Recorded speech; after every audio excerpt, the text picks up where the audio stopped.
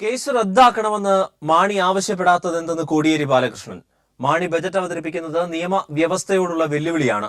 Mani budget അവതരിപ്പിച്ചാൽ തങ്ങളെ കൊണ്ട് കഴിയുന്നതെല്ലാം ചെയ്യുമെന്നും കോടിയേരി ബാലകൃഷ്ണൻ പറഞ്ഞു. പലരും വരും ദിവസങ്ങളിൽ UDF വിടും. ഗണേഷിന്റേത് ഒരു തുടക്കം മാത്രം. തെറ്റ് ചെയ്തുവെന്ന ബോധമുള്ളതുകൊണ്ടാണ് UDF MLA മാർ സഭ വിട്ട് പുറത്തു വരാത്തത്. അഴിമതിയെ എതിർക്കുന്ന കക്ഷികൾ UDF വിട്ട് പുറത്തു വരണമെന്നും കോടിയേരി ബാലകൃഷ്ണൻ പറഞ്ഞു. സർക്കാരിന് ചെയ്യാൻ പറ്റുന്ന വിധത്തിലുള്ള എല്ലാ സന്നാഹങ്ങളും സർക്കാർ ഒരുക്കട്ടെ. അതിനെ നേരിടാൻ പറ്റുന്ന വിധത്തിലുള്ള ജനങ്ങളുടെ മുന്നേറ്റം നാളെ നിയമസഭക്ക് പുറത്തുണ്ടാവും. നിയമസഭക്കകത്ത് ഞങ്ങൾ 65 MLA മാർ ഒറ്റക്കെട്ടായി നിൽക്കുകയാണ്. രാവിലെ മുതൽ ഞങ്ങൾ അതിനകത്തുണ്ട്. ഇപ്പൊ തോമസ് ഐസക്ക് ഇത് സമരം കഴിഞ്ഞാൽ ഐസക്ക് അവിടെ എത്തും. ഞങ്ങൾ മുഴുവൻ ആളുകളും അവിടെ തന്നെ ക്യാമ്പ് ചെയ്യും. രാത്രി മുഴുവൻ ആരും തന്നെ പുറത്തു പോവില്ല. നിയമസഭക്കകത്ത് ബഡ്ജറ്റ് അവതരിപ്പിക്കാൻ ശ്രമിച്ചാൽ അത് തടയാൻ സാധ്യമാകുന്ന MLA മാർക്ക് ചെയ്യാൻ സാധ്യമാകുന്ന ശക്തമായ പ്രതിഷേധം നിയമസഭക്കകത്തു നേരിടേണ്ടി വരും. സുഗമമായി ബഡ്ജറ്റ് അവതരിപ്പിക്കാൻ മാണി കഴിയില്ല. അല്ല, UDF MLA മാർ ഇന്ന് തന്നെ അതിനകത്ത് എത്തിക്കുക എന്ന് പറയുന്നത് ഈ ഗവൺമെന്റ് പരാജയപ്പെട്ടു എന്നതിന്റെ തെളിവാണ്. നാളെ രാവിലെ UDF MLA മാരെ സഭക്കകത്ത് എത്തിക്കാൻ കഴിയില്ല എന്ന് ബോധ്യപ്പെട്ടത് കൊണ്ടാണ് രാത്രി തന്നെ വന്ന് കിടന്നുകൊള്ളാൻ ഉമ്മൻചാണ്ടി നിർദ്ദേശം കൊടുത്തിട്ടുള്ളത്. ഭരണപക്ഷത്തുള്ള 75 MLA മാരെ പോലും സുരക്ഷിതമായി നിയമസഭയ്ക്ക് എത്തിക്കാൻ കഴിയില്ല എന്നുള്ളത് ഈ ഗവൺമെന്റ് സംഭവിച്ചിരിക്കുന്ന ഒന്നാമത്തെ പരാജയമാണ്. ജനശക്തി എത്ര വലുതാണ് എന്ന് ഗവൺമെന്റ് തിരിച്ചറിഞ്ഞു എന്നതിന്റെ തെളിവാണ്. രാത്രി തന്നെ MLA മാരോടും മന്ത്രിമാരോടും നിയമസഭക്കകത്ത് കയറി ഇരിക്കണം എന്ന് ഉമ്മൻചാണ്ടി ആവശ്യപ്പെട്ടത്. ഏതു നിലയിലും കെ മാണിയെ സഭയ്ക്കുള്ളിൽ എത്തിക്കുമെന്ന് IG മനോജ് എബ്രഹാം. ക്രമസമാധാന നില ഉറപ്പാക്കുന്നതിനുള്ള എല്ലാ നടപടികളും കൈക്കൊള്ളുമെന്നും മനോജ് എബ്രഹാം പറഞ്ഞു. ഞങ്ങള് കോൺഫിഡന്റ് ആയിട്ട് നമ്മൾ അറേഞ്ച് ചെയ്തിട്ടുണ്ട്. ഞാൻ നേരത്തെ സൂചിപ്പിച്ച പോലെ ഇതൊരു കോൺസ്റ്റിറ്റ്യൂഷണൽ ടാസ്കാണ്. അതിനുവേണ്ടി ഏത് നടപടി എടുത്തിട്ടും ഇവിടോട്ട് വരുന്ന റൂട്ട് നമ്മൾ എൻഷുർ ചെയ്യും. അക്രമ സാധ്യതയായിട്ട് നമുക്ക് റിപ്പോർട്ട്സ് കുറേ ഉണ്ട്. അത് നേരിടാനുള്ള സ്റ്റെപ്സ് നമ്മൾ എടുത്തിട്ടുണ്ട്. പോലീസ് എല്ലാ സ്റ്റെപ്സും എടുത്തിട്ടുണ്ട്. അത് നല്ലൊരു ഫോഴ്സും ഉണ്ട്. എല്ലാ എക്യുപ്മെന്റ്സും വജ്രയും മറ്റേത് ഈ സൗത്ത് സോണിന്റെ എല്ലാ വജ്രയും വരുണും എല്ലാം നമ്മൾ വാട്ടർ ക്യാനും എല്ലാം നമ്മൾ എടുത്തിട്ടുണ്ട്. Anti right പാർട്ടിയുണ്ട്. 2800 പോലീസുകാരും ഓഫീസേഴ്സും ഉണ്ട്. അപ്പൊ അത് വെച്ചിട്ട് ഞങ്ങൾ ഇത് പ്രോപ്പറായിട്ട് ബന്ദോബസ്ത്. സഭയ്ക്ക് പുറത്തുനിന്ന് വിവരങ്ങളുമായി ഞങ്ങളുടെ പ്രതിനിധി KG ദിനകർ ചേരുന്നു. ദിനകർ, സഭയുടെ ചരിത്രത്തിൽ ആദ്യമായാണ് ഇത്തരത്തിലുള്ള ചരിത്രപരമെന്ന് വിശേഷിപ്പിക്കാവുന്ന സംഭവ വികാസങ്ങൾ അരങ്ങേറുന്നത്. എന്തൊക്കെയാണ് റിപ്പോർട്ട് ചെയ്യാൻ കഴിയുക? അരുൺ, ബാർ കേസിൽ ആരോപണ വിധേയനായ അല്ലെങ്കിൽ UDF സർക്കാർ തന്നെ FIR ഇട്ട് അന്വേഷണം നടത്തുന്ന വിജിലൻസ് കേസിൽ അന്വേഷണം നടക്കുന്ന ധനമന്ത്രി KM മാണി ബജറ്റ് അവതരിപ്പിക്കാൻ അനുവദിക്കില്ല എന്ന നിലപാടിൽ LDF ഉറച്ചു നിൽക്കുന്നു. മറിച്ച് KM മാണി തന്നെ ബജറ്റ് അവതരിപ്പിക്കും എന്നുള്ള നിലപാടിൽ UDF സർക്കാരും KM മാണിയും ഉറച്ചു നിൽക്കുന്നു. ഈ പശ്ചാത്തലത്തിൽ കേരളം അക്ഷരാർത്ഥത്തിൽ മുൾമുനയിൽ നിൽക്കുന്നു എന്ന് പറഞ്ഞാൽ അതിൽ അതിശയോക്തിയില്ല. എന്തായാലും KM മാണി വീട്ടിൽ നിന്നുമാണ് ബജറ്റ് അവതരിപ്പിക്കാൻ എത്തുക എന്നായിരുന്നു നേരത്തെ പ്രഖ്യാപിച്ചിരുന്നത്. എന്നാൽ അതിൽ നിന്ന് മാറ്റം വരുത്തി അദ്ദേഹം ഇപ്പോൾ നിയമസഭയ്ക്കകത്ത് തന്നെ ഉണ്ട്.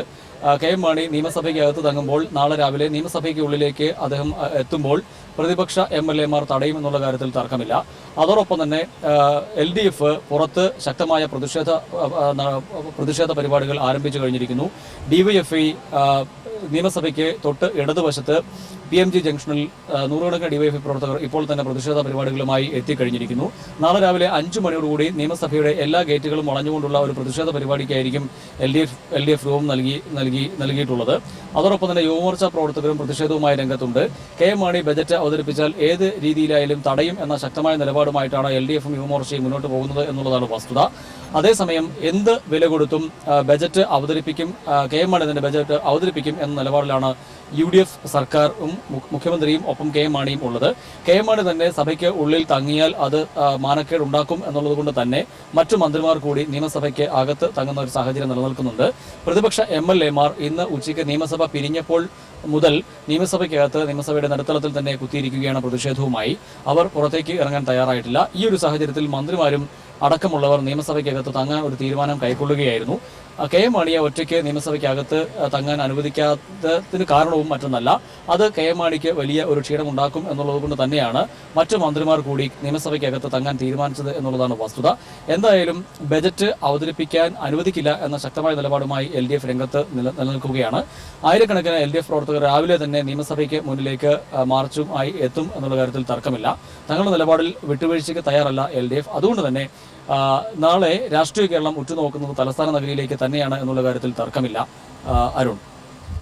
നിയമസഭയ്ക്ക് പുറത്തുനിന്ന് ഞങ്ങളുടെ പ്രതിനിധി കെ ജി ദിനകറാണ് വിവരങ്ങൾ നൽകിയത്. 50 വർഷത്തിലേറെ നീളുന്ന നിയമസഭാ ജീവിതകാലത്തിൽ ഒരിക്കൽ പോലും നേരിട്ടിട്ടില്ലാത്ത അഗ്നിപരീക്ഷകളുടെ നടുവിലൂടെയാണ് ആരോപണ വിധേയനായ മാണി നാളെ ബജറ്റ് അവതരിപ്പിക്കാൻ നിയമസഭയിൽ എത്തുക. തക്ഷകന്റെ കടിയേൽക്കാതിരിക്കാൻ പരീക്ഷത്തു മഹാരാജാവിനെ കടലിനുള്ളിൽ മാളിക പണിത് ഒളിച്ചു താമസിപ്പിച്ചു എന്നൊരു കഥയുണ്ട് പുരാണത്തിൽ. 13ാം കേരള നിയമസഭയിൽ ഒരു 13ാം തീയതി തന്റെ 13ാമത് ബഡ്ജറ്റ് അവതരിപ്പിക്കാനെത്തുന്ന കരിങ്ങോലക്കൽ കുഞ്ഞുമാണിക്കായി സംസ്ഥാന പോലീസ് ഒരുക്കുന്നത് പുരാണ കഥയിലെ സുരക്ഷയെന്ന് കരുതിയാൽ ഒട്ടും അതിശയോക്തിയാവില്ല. ബഡ്ജറ്റ് അവതരിപ്പിക്കുന്ന ദിനം മാണിക്ക് ചില നിഷ്ഠകളൊക്കെയുണ്ട്. ഭാര്യയും ബന്ധുമിത്രാദികൾക്കുമൊപ്പം അതിരാവിലെ PMGയിലെ ലൂർദ് മാതാ പള്ളിയിൽ ഒരു പ്രാർത്ഥന. ശേഷം മന്ത്രിമന്ദിരമായ പ്രശാന്തിയിൽ നിന്ന് ചാനൽ പടകൾക്കൊപ്പം ബഡ്ജറ്റ് പെട്ടിയും തൂക്കി പരിവാരസമേതം നിയമസഭയിലേക്ക്. ഭരണപ്രതിപക്ഷ അംഗങ്ങൾക്കിടയിലൂടെ ഒരു ഗാർഡ് ഓഫ് ഓണർ വാങ്ങി പ്രസംഗപീഠത്തിലെത്തുമ്പോൾ സംസ്ഥാനം കാതോർക്കുന്നത് മാണിയുടെ വാചകങ്ങൾക്ക്. അർദ്ധസഞ്ചറി തികച്ച തന്റെ നിയമസഭാ സാമാജിക ജീവിതത്തിൽ ഒരിക്കൽ പോലും നേരിട്ടിട്ടില്ലാത്ത അഗ്നിപരീക്ഷയാണ് മാണിയെ കാത്തിരിക്കുന്നത്. വിശ്വാസം പോലെ മാണി മുറുകെ പിടിക്കുന്ന ഈ നിഷ്ഠകൾ പാലിക്കാൻ മാണിക്ക് നാളെ ആവുമോ? തന്റെ രാജിക്കായി മുറവിളി കൂട്ടുന്ന പ്രക്ഷോഭകർക്ക് നടുവിൽ പോലീസ് തീർക്കുന്ന സുരക്ഷാ ഇടനാഴിയിലൂടെ മാണി സഭയിലെത്തുമോ? എത്തിയാലും ഇല്ലെങ്കിലും അത് ചരിത്രമാണ്.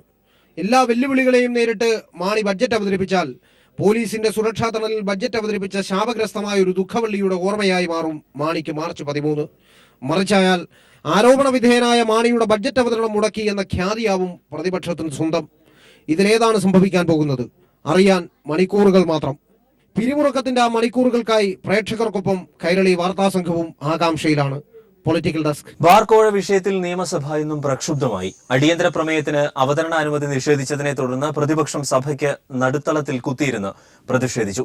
മാണി ബജറ്റ് അവതരിപ്പിക്കാൻ എത്തിയാലുണ്ടാകുന്ന പ്രത്യാഘാതങ്ങൾക്ക് ഉമ്മൻചാണ്ടിയും മാണിയും ചെന്നിത്തലയും ഉത്തരവാദികളായിരിക്കുമെന്ന് പ്രതിപക്ഷ നേതാവ് VS അച്യുതാനന്ദൻ പറഞ്ഞു. ബാർക്കോഴ കേസിലെ പ്രതിയായ ധനമന്ത്രി KM മാണി ബജറ്റ് അവതരിപ്പിക്കരുതെന്നും അഴിമതിയിൽ 3 മന്ത്രിമാർ കൂടി ആരോപണ വിധേയമായ സാഹചര്യം ചർച്ച ചെയ്യണമെന്നാവശ്യപ്പെട്ടുമാണ് പ്രതിപക്ഷം അടിയന്തര പ്രമേയത്തിന് നോട്ടീസ് നൽകിയത്. എന്നാൽ KM Mani, Ramesh Chennithala, K Babu, VS Shivakumar എന്നിവരെ സംരക്ഷിക്കുന്ന നിലപാടാണ് മുഖ്യമന്ത്രി സഭയിൽ കൈക്കൊണ്ടത്. ആരോപണങ്ങളിൽ കഴമ്പില്ലെന്നും നാഥനില്ലാത്ത ആക്ഷേപങ്ങൾ സർക്കാർ തള്ളിക്കളയുകയാണെന്നും മുഖ്യമന്ത്രി പറഞ്ഞു. KM മാണി ബജറ്റ് അവതരിപ്പിക്കുമെന്നും മുഖ്യമന്ത്രി വ്യക്തമാക്കി. പ്രസ്തുത ശബ്ദരേഖയിൽ ഒരു മന്ത്രിയുടെയും സംസാരത്തിന്റെ രേഖയില്ല. മറിച്ച് ബാർ വിഷയത്തിൽ നിക്ഷിപ്ത താല്പര്യമുണ്ടെന്നും ബാർ പൂട്ടിച്ചതിന്റെ പേരിൽ സർക്കാരിനോട് കടുത്ത വിരോധമുണ്ടെന്നും കരുതാവുന്ന ചില വ്യക്തികൾ തമ്മിലുള്ള സംസാരമാണത് എന്ന് ന്യായമായും കരുതാവുന്നതാണ്.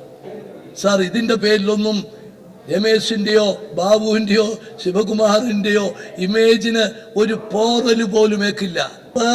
മാണി സാറ് കേരളത്തിന്റെ ധനകാര്യമന്ത്രിയായി തന്നെ ഇരിക്കും, ബഡ്ജറ്റ് അവതരിപ്പിക്കും. ആരോപണങ്ങളെല്ലാം താൻ നിഷേധിക്കുന്നതായും എന്റെ കൈകൾ ശുദ്ധമാണെന്നും രാജിവെക്കില്ലെന്നും മന്ത്രി KM മാണി പ്രതികരിച്ചു. ഇവിടെ ഈ പറഞ്ഞ ആരോപണങ്ങളെ മുഴുവൻ ഞാൻ നിഷേധിക്കുകയാണ്. ഇതെവിടുത്തെ നീതിയാ സർ? അതുകൊണ്ട് ഈ ഉമ്മാക്കിയൊന്നും കാണിക്കണ്ട. ഇതിലൊന്നും ഞങ്ങൾ വഴിപ്പെടില്ല. എന്റെ കൈകൾ ശുദ്ധമാ. 50 വർഷത്തെ ശുദ്ധിയാ, സംശുദ്ധി. അതുകൊണ്ട് അതൊന്നും ഏർപ്പാടില്ല. രമേശ് ചെന്നിത്തലയും K ബാബുവും VS ശിവകുമാറും കഴിഞ്ഞ ദിവസം പുറത്തുവന്ന ആരോപണങ്ങൾ നിഷേധിച്ചു. അതേസമയം KM മാണിയെ ബജറ്റ് അവതരിപ്പിക്കാൻ അനുവദിക്കില്ലെന്നും സഭയിൽ മാണി വന്നാൽ ഉണ്ടാകുന്ന പ്രത്യാഘാതങ്ങൾക്ക് ഉമ്മൻചാണ്ടിയും മാണിയും ചെന്നിത്തലയും ആയിരിക്കും ഉത്തരവാദികളെന്നും പ്രതിപക്ഷ നേതാവ് VS അച്യുതാനന്ദൻ പറഞ്ഞു. ഇന്നും അദ്ദേഹം ബൈബിൾ വാചകങ്ങൾ ഉദ്ധരിക്കാൻ മറന്നില്ല. സർ, മാണി ബജറ്റ് അവതരിപ്പിക്കാൻ നിയമസഭയിലേക്ക് വന്നാൽ സംഗതിയാകെ പ്രശ്നമാകും. അതുണ്ടാക്കുന്ന എല്ലാ പ്രത്യാഘാതങ്ങൾക്കും ഉമ്മൻചാണ്ടിയും മാണിയും ചെന്നിത്തലയും ആയിരിക്കും ഉത്തരവാദികൾ. നിർഗുണനായ ദുഷ്ടൻ കുടില സംസാരവുമായി ചുറ്റി നടക്കുന്നു. അടിയന്തര പ്രമേയത്തിന് അവതരണാനുമതി നിഷേധിച്ചതിൽ പ്രതിഷേധിച്ച് പ്രതിപക്ഷം സഭയുടെ നടുത്തളത്തിൽ കുത്തിയിരുന്നു. പ്രതിഷേധം ശക്തമായതിനെ തുടർന്ന് അരമണിക്കൂർ സഭ നിർത്തിവെച്ചു. സഭ പുനരാരംഭിച്ചപ്പോഴും പ്രതിപക്ഷ ബഹളം തുടർന്നു. സഭാ നടപടികൾ വേഗം പൂർത്തിയാക്കി സഭ ഇന്നത്തേക്ക് പിരിയുകയായിരുന്നു. എസ് ഷീജ, തിരുവനന്തപുരം. സംസ്ഥാന നിയമസഭയുടെ പുതിയ സ്പീക്കറായി എൻ ശക്തനെ തെരഞ്ഞെടുത്തു. 74 വോട്ടുകൾ ശക്തന് കിട്ടിയപ്പോൾ 66 വോട്ടാണ് ഇടത് സ്ഥാനാർത്ഥി ആയിഷ പോറ്റിക്ക് കിട്ടിയത്. കെ ബി ഗണേഷ് കുമാറിന്റെ വോട്ട് ഇടത് സ്ഥാനാർത്ഥിക്ക് ലഭിച്ചു. ഭരണ പ്രതിപക്ഷങ്ങളുടെ അവകാശം ഉറപ്പാക്കുമെന്ന് പുതിയ സ്പീക്കർ എൻ ശക്തൻ പറഞ്ഞു. സംസ്ഥാന നിയമസഭയുടെ 21ാമത് സ്പീക്കറായാണ് എൻ ശക്തൻ തെരഞ്ഞെടുക്കപ്പെട്ടത്. 9:30 ആരംഭിച്ച വോട്ടെടുപ്പിൽ മുഴുവൻ അംഗങ്ങളും ഹാജരായി. 74 വോട്ടുകൾ ശക്തന് ലഭിച്ചപ്പോൾ 66 വോട്ടാണ് ഇടത് സ്ഥാനാർത്ഥി ഐഷ പോറ്റിക്ക് കിട്ടിയത്. കേരള കോൺഗ്രസ് ബി അംഗം K B Ganesh Kumar LDF സ്ഥാനാർത്ഥി ഐഷ പോറ്റിക്ക് വോട്ട് ചെയ്തു. പുതിയ സ്പീക്കറെ മുഖ്യമന്ത്രിയും പ്രതിപക്ഷ നേതാവും ചേർന്ന് ചെയറിലേക്ക് ആനയിച്ചു. കക്ഷി നേതാക്കൾ അനുമോദന പ്രസംഗം നടത്തി. നിയമസഭ ചർച്ചാ വേദിയാക്കി, പറയാനുള്ളത് പറഞ്ഞ് മനസ്സിലാക്കാനുള്ളത് മനസ്സിലാക്കി, ഏറ്റവും ജനാധിപത്യത്തിൻ്റെ ഏറ്റവും ഉന്നതമായ പാരമ്പര്യം പുലർത്താൻ നിയമസഭയാണ് വേദിയാക്കേണ്ടത്. പോലീസിന്റെ അകമ്പടിയോടെ അല്ലാതെ സഭ നടത്തിയ ജി കാർത്തികേയന്റെ മാതൃകയോർക്കാൻ പുതിയ സ്പീക്കറും നിർബന്ധിതനാണെന്ന് VS പറഞ്ഞു. ശ്രീ കാർത്തികേയന്റെ മഹത്തായ പാരമ്പര്യം പിന്തുടരുവാൻ അങ്ങ് നിർബന്ധിതനാണ് എന്ന കാര്യം ഞാൻ ഈ അവസരത്തിൽ അനുസ്മരിപ്പിക്കുകയാണ്.